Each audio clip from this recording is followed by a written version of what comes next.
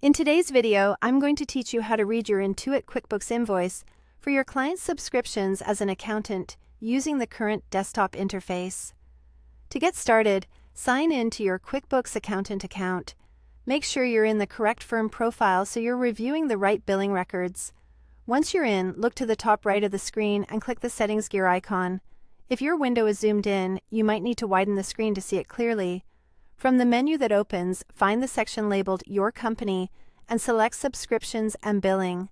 This brings you to the hub where QuickBooks lists your subscription details and the invoices associated with them. Here, you'll see past and current billing activity for the services tied to your firm's account.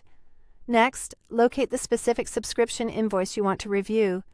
Use the dates and amounts in the list as cues to find the right one, especially if you're preparing a reconciliation or confirming a recent charge. When you've found it, click the invoice to open the full details.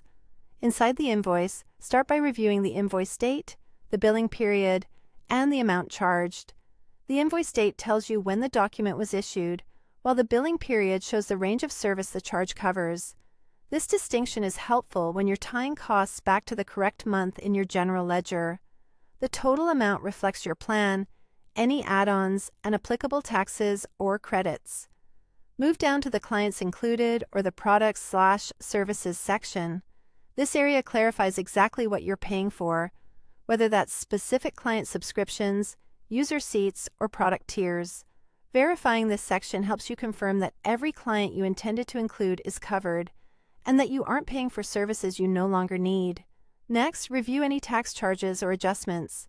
Taxes vary by location, and adjustments often indicate prorated changes, upgrades, downgrades, or credits that occurred mid-cycle.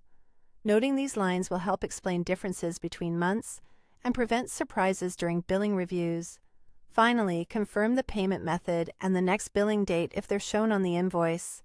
The payment method tells you which card or account processed the charge, and the next billing date helps you anticipate upcoming renewals and plan cash flow accordingly. That's all you need to confidently read and interpret your QuickBooks subscription invoices in the desktop interface.